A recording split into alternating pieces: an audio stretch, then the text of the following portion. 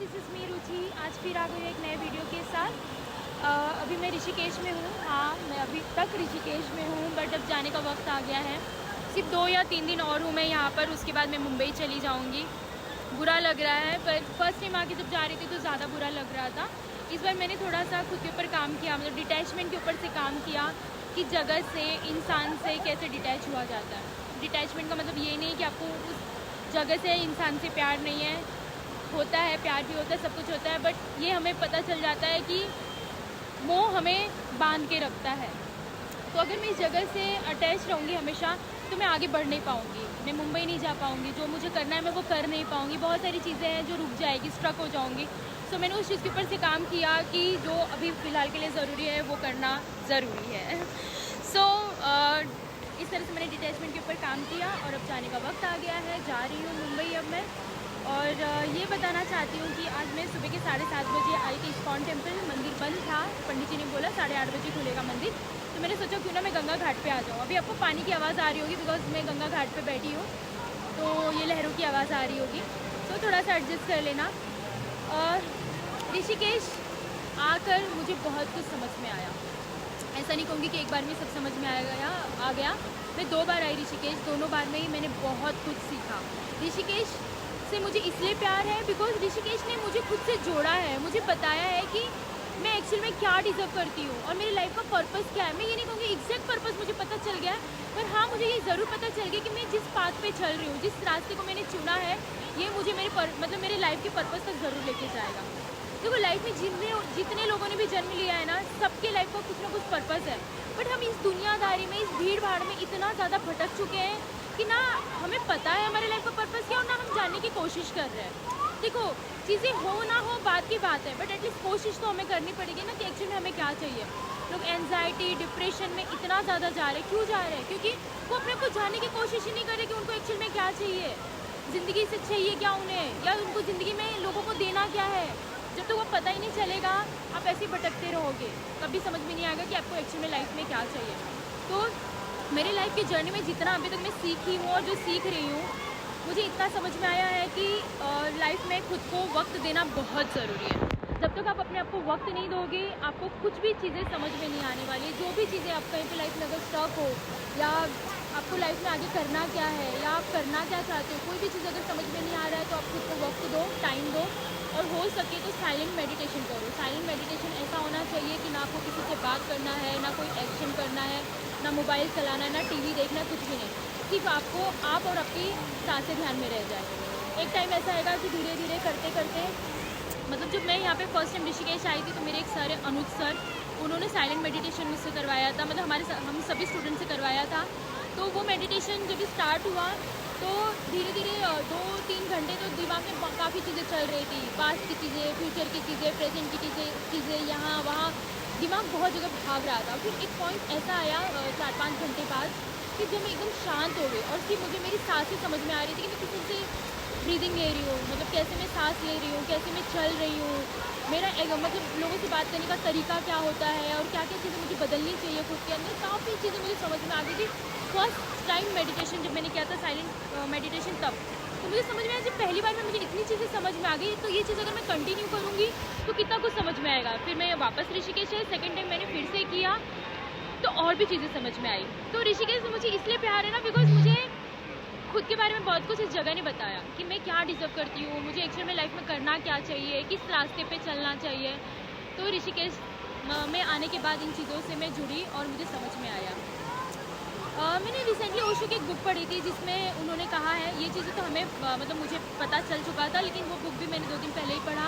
तो उसमें ये लिखा हुआ था कि ज़िंदगी में खुद को वक्त देना बहुत ज़रूरी है। जब भी आपको वक्त मिल रहा है, आप कहीं पे भी अकेले निकल जाओ, जहाँ पे नेचर हो। जा रहे हो तो ऐसा नहीं कि 4-5 लोग को साथ लेके जा रहे हो, फिर वो वीडियो और फोटोज़ में ही आप रह जाओगे, जगह से भी कनेक्ट नहीं हो पाओगे, खुद से भी कनेक्ट नहीं हो पाओगे।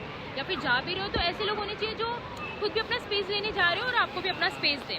ओके, सो जब आप कहीं पे भी जाते हो अकेले, तो आप ना सिर्फ अपने आप को जानने की कोशिश करो कि आप ये देखो कि आपकी ब्रीदिंग पैटर्न क्या है। आप मतलब जब सांसें ले रहे हो, वो शॉर्ट में ले रहे हो, लॉन्ग में ले रहे हो, कैसे ले रहे हो।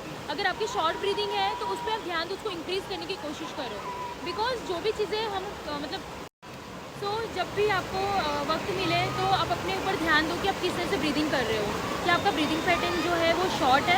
अगर शॉर्ट है तो उसे इंक्रीज़ करने की कोशिश करो, बिकॉज जब हमारी लाइफ में कुछ भी चीज़ें डिसबैलेंस होता है तो वो सब कुछ ना अंदर से होता है। मतलब हमारे अंदर जो शरीर हमारी बनी हुई है 5 तत्वों से बनी हुई है, उन सब चीज़ें जब उसमें से कुछ भी एक चीज़ गड़बड़ होता है तो वहाँ पे हमारी लाइफ जो है वो डिसबैलेंस हो जाता है। तो उसमें से सबसे पहला रूल है कि अपने ब्रीदिंग पैटर्न पे ध्यान दो। अगर आपकी सांस लेने के तरीके सही होंगे तो सारी चीज़ें अपने आप बैलेंस रहेगा। सो ब्रीदिंग पैटर्न पे अपने ध्यान देना शुरू करो और नेचर से जुड़ने की कोशिश करो। मैं बार बार कहूँगी कि नेचर से जुड़ने की कोशिश करो, बिकॉज नेचर ही हमें सब कुछ बताता है। मैंने लास्ट वीडियो में आपको बताया था कि नेचर ही हमें बताता है कि हम एक्चुअल में क्या डिजर्व करते हैं। हमें लगता है जब कभी कभी लाइफ में कि हम अकेले हैं, हमारे साथ कोई नहीं है, ध्यान दो बाहर, नेचर पे ध्यान दो। वो कितना कुछ हमें बताने की कोशिश कर रहा है। नेचर हमें बहुत कुछ सिखाता है पर हमारा ध्यान नहीं होता। हमारे ध्यान क्या होता है, अरे ये इंसान मुझसे बात नहीं कर रहा है, इसने मुझे छोड़ दिया, ये हो गया, वो हो गया, हम इसमें उलझ के रह जाते हैं। जब आप ध्यान दोगे कि आपके साथ प्रकृति खड़ी है पर आप उनके साथ नहीं हो। सो ये हुआ ऋषिकेश 2 बार जब मैं आई तो मुझे काफ़ी कुछ चीज़ें समझ में आई कि खुद को वक्त देना बहुत ज़रूरी है। लाइफ के पर्पस को जानना है कि आप एक्चुअल में लाइफ से क्या चाहते हो तो खुद को वक्त दो और जितना हो सके साइलेंट मेडिटेशन में जाने की कोशिश करो, आपको काफ़ी कुछ समझ में आएगा। सो ऋषिकेश आने के बाद मैंने यही सारी चीज़ें सीखी कि वक्त खुद को देने के बाद कितनी चीज़ें अपने आप सॉल्व हो जाती है। 80% प्रॉब्लम तो वहीं सॉल्व हो जाती है। फिर रहेगी आपकी फाइनेंशियल, करियर, ये वो सब चीज़ें तो चलती रहेगी। वो चीज़ें आप आज नहीं तो कल बना लोगे जब आप ये समझ जाओगे कि एक्चुअल में आपको लाइफ से चाहिए क्या।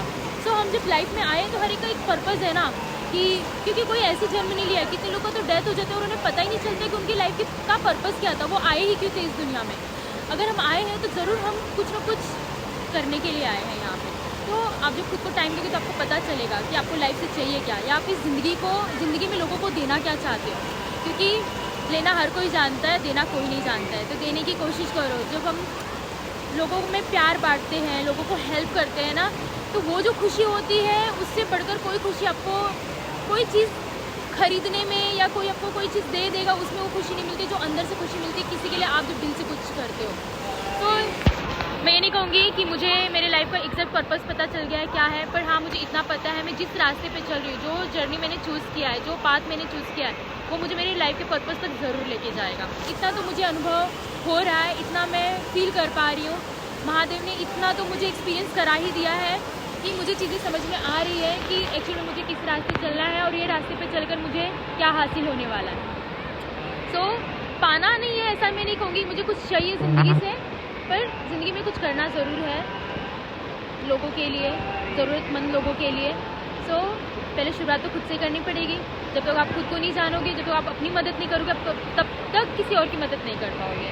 सो बस ये छोटा सा वीडियो, पता नहीं छोटा या बड़ा है बट मुझे मेरा ये एक्सपीरियंस शेयर करना था। इंस्टेंट मेरे माइंड में आया, ये सारी चीज़ें चल रही थी कि हाँ मैंने ऋषिकेश में कितना कुछ सीखा और अब मेरा जाने का टाइम आ गया है। मुझे थोड़ा बुरा लग रहा है, बट ठीक है, आ जाऊँगी वापस, कोई ना सब कुछ तो मेरा ही है, ऋषिकेश भी मेरा है।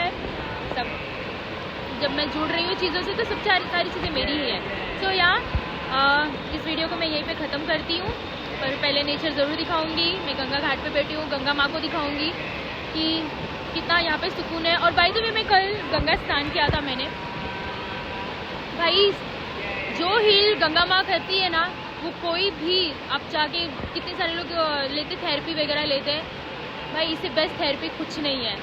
गंगा घाट में जाके 5 मिनट लेट जाओ, जो सुकून मिलता है, ट्रस्ट में कल मुझे इतना अच्छा नींद आया, मैं इतना हल्का फील कर रही थी बस गंगा घाट में नहाने के बाद।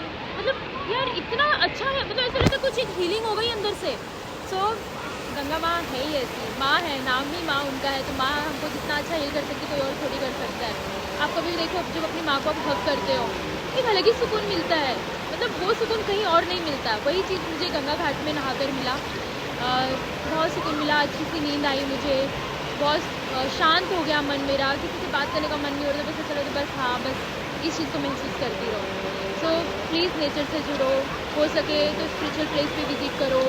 नई स्पिरिचुअल तो ऐसी जगह पे जाओ जहाँ पे नेचर हो, आप नेचर से बात कर सको। देखो नेचर आपसे क्या कहने की कोशिश कर रहा है। तो नेचर हमें कुछ सिखाने की कोशिश करता है हर वक्त, पर हमारा ध्यान नहीं होता है, हम बाहर भटकते रहते हैं, लोगों में भटकते रहते हैं, दुनियादारी, भाग दौड़। तो यहाँ कमाना ज़रूरी है, कमाओ, सब कुछ सही है अपनी जगह पे, पर अगर आप अपने आप को वक्त नहीं दोगे तो बस भटकते ही रह जाओगे। बस इतना ही सोचती मैं। तो यहाँ आज के लिए बस इतना ही। मिलती हूँ आपको नेक्स्ट वीडियो में, और अभी मैं दिखाती हूँ गंगा माँ को।